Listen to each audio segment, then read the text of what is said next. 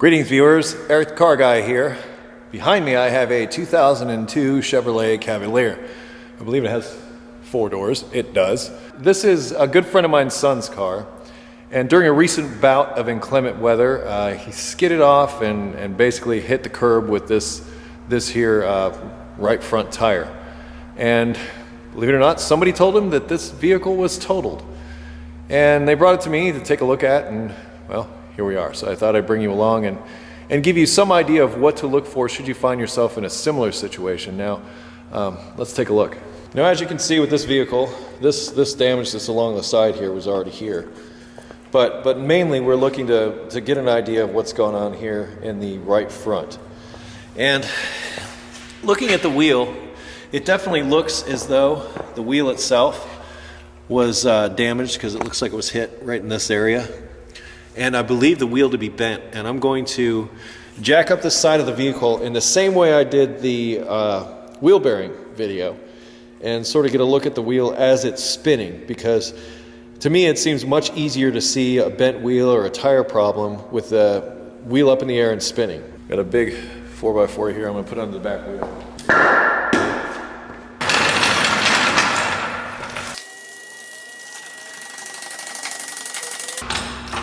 Okay, I'm going to activate the parking brake, start it up,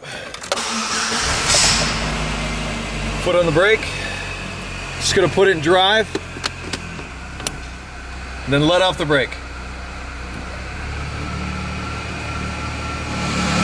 Now, of course, don't get underneath this when you're doing this, but I think you can see it's got kind of a wobble to it.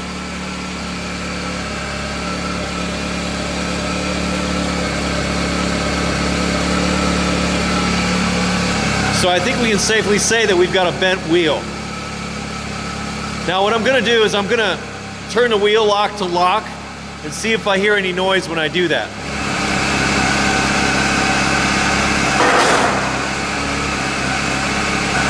Well, it sounds like it's hitting something. Why don't we shut it off and get a look and see if we can find out what that is. Now, I left the key just not in the on position, but I just left it one click from lock. That way I can move the wheel back and forth. Just sort of wiggle the wheel back and forth, grab it at the top and the bottom, see if you can feel anything loose. Or better yet, if you can hear something. And I'm honestly not hearing anything right now, but I want to see, when I turn that wheel, what it's hitting. Looks like we're going to have to get underneath for that. Okay, before we get under the vehicle, I'm going to slide this jack stand up under the subframe. That way we've got an added measure of safety. Now, I'm not going to let the jack down all the way. It's still resting on the jack stand as well as the jack. So really I've got 2 levels of support here. Now, looking around under here, I think I see the problem. And I think that is that outer tie rod end is making contact with the wheel. In a way, I almost think you can see it better than me from your angle.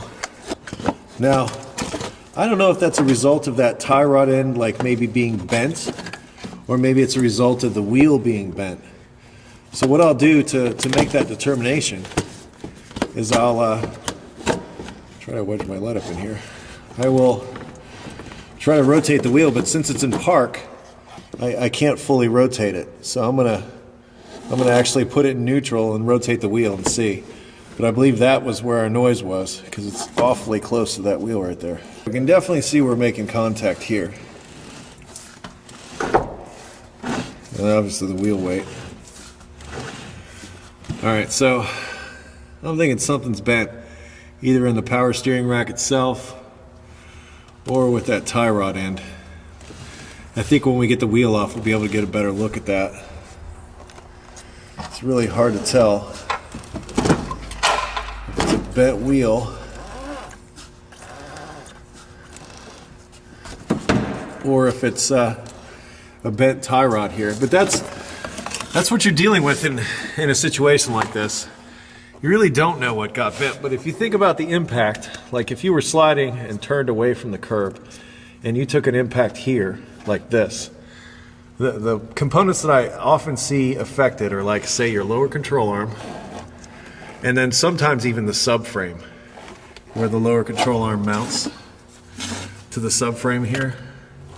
I've seen damage there, but sometimes you can't really see the damage unless you get it up on an alignment rack or a frame rack or something that can basically tell you, what these measurements are supposed to be and where it is supposed to rest. But you'll see sometimes damage there. You'll see sometimes damage with tie rod ends, like we may or may not have here. Well, one thing is for sure is we definitely have a bent wheel, so we've got to address that no matter what. So I think I'm going to remove this wheel, get a look at that tie rod end, and then we'll go from there as far as how we're going to proceed.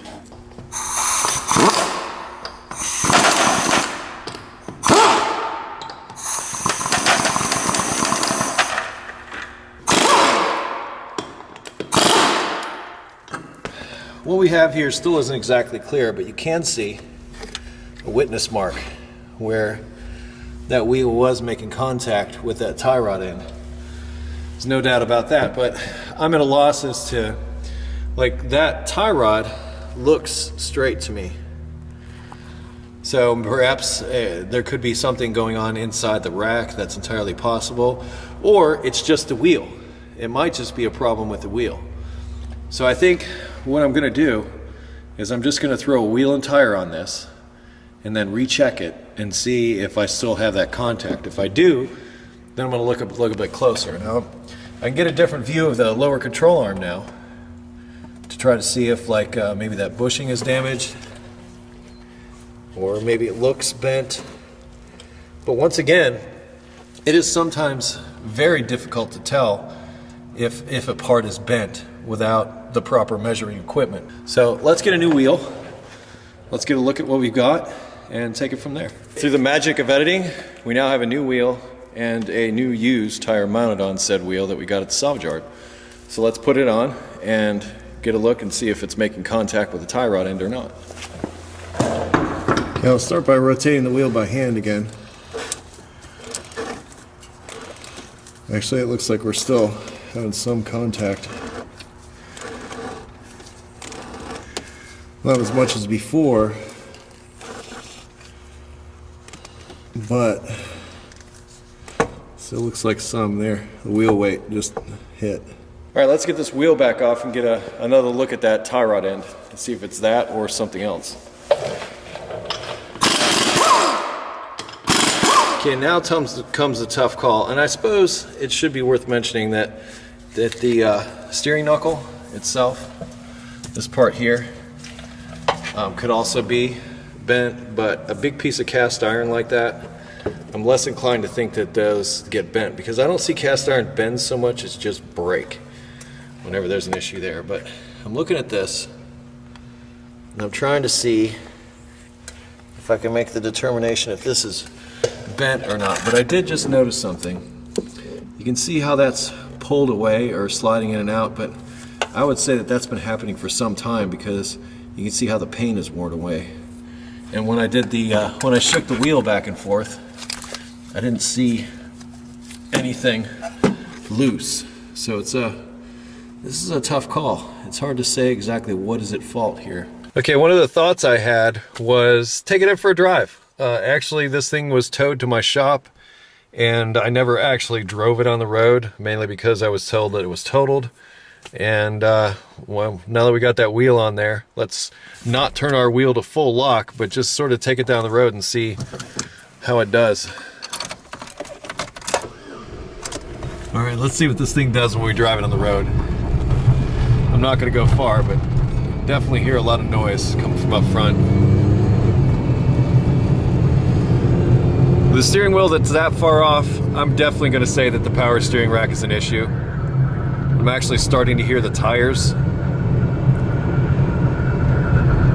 That noise is not wind. I'm not going fast enough for that. I actually think that that's the sound of the left front tire. So I'm going to say power steering rack. We'll replace that and then see where we're at. Okay, the power steering rack is going to locate the front wheels as far as their angle of attack as you drive straight down the road. And what I think is happening with this car is that the wheels are either like this or like this. And as a result, that noise you're hearing that sounds like squealing tires all the time is because of this. The fact that the steering wheel is all out of whack, all of those clues add up to like an issue with the power steering rack. Once again, I know that I can replace that, but if there's other bent parts in the vehicle, and this is what you'll run into in a situation like this, is that the rabbit hole may get deeper and deeper. Whenever you're dealing with collision stuff, even estimators, when they come out for the insurance company, they don't necessarily see everything to start with. So there may be more. And anytime you're dealing with a collision, that's something you need to be prepared for. So if you think you're on the cusp as far as how much you're willing to invest into the car that is wrecked, then you might want to consider a new car at this point. My friend has actually decided that he's going to proceed with replacing the power steering rack and see what kind of shape it's in, and we're going to take it from there. So I'm going to make that into a separate video, and I'm going to come back to this video after that power steering rack replacement and see how successful we were with the repairs. So there'll be 2 videos with this. So I'll be back after the rack replacement with this collision video, and then I'll have a power steering rack replacement separate. Well, okay, I have replaced the power steering rack in this 2002 Cavalier. Now I'm going to take it out for a test drive and see if it's still exhibiting those strange symptoms that it was before the replacement. All right, right out of the gate, I can tell you it's a different car. I could actually steer it out of the shop. That's a plus. Let's take it down the road and see where we're at. Like I said, our steering wheel is still off, and it'll be like that until we get in alignment, but now that we've replaced the rack, we're in much better shape. I'm able to drive it at speed now. It feels a lot better than it did. So I'm gonna call this one fixed. Collision damage. Some say it's like a box of chocolates and you never know what you're gonna get. Some say it's like Transformers and it's usually more than meets the eye. Both are correct. We used to have a collision shop at the dealership where I worked, and it was very difficult for adjusters to write up estimates many times because there was often damage that was hidden underneath that you could not see, such as in the case of the power steering rack. I'll also throw out there that there's a distinct possibility that the wheel bearing on this right front may go bad at some point in time. Usually when they take a hit, they might require replacement as well. At this point, this one's not making noise. Or does it feel any looseness or anything like that? Remember, we checked the suspension before we got started and everything felt tight. Getting back to collision damage part of this, yeah, you kind of got your work cut out for you sometimes, and it's a matter of trial and error. That steering wheel is still way off. I'm hoping they can straighten that up with an alignment that we can just get it back in line. I'm pretty sure we can, but the fact that I'm able to steer it now and it doesn't feel like it's going all over the road, I have a feeling that as far as what happened to the power steering rack is that there was some damage to the rack. In fact, I'm going to post a link in the description to the video about the power steering rack replacement for more in-depth information on that when it becomes available. I'm not sure which one of these is coming out first. Maybe this collision one will come out first, and then the power steering rack replacement will come out second. So if you don't see the link there right now, check back in a week or so after the other video is posted. So these will all be posted pretty much together. Sometimes you can't see bent parts. Sometimes you have to get the thing up on a frame rack or in an alignment rack, and they do measurements, like precise measurements at different body points to make sure everything's in line and everything is in its correct place. And if not, they have the ability to like pull those things out if it's not too severe. Sometimes you're in a position to where the finances just aren't there to do it or do it right. Well, you might be able to go in and do something like this, but be prepared with that power steering rack on this car at least, because power steering racks can be a fight, so be prepared. You may be in over your head on that. Anyway, I am Eric the Car Guy. You can always visit me at EricTheCarGuy.com, where I would ask if you have automotive questions that you submit them to our handy-dandy search function. Just type in a couple of keywords there and hit the search, and many times you'll get an answer to your query right away. If not, I would ask that you sign up for our forum. It's absolutely free. All you need is an email address. Just be sure to respond to the confirmation email, and if you don't see that, look in your spam folder for that, in order to complete your registration to EricTheCarGuy.com. I can be found on social networks on Google+, Facebook, and Twitter under Eric the Car Guy. And I close with, be safe, have fun, and stay dirty. Really, stay dirty.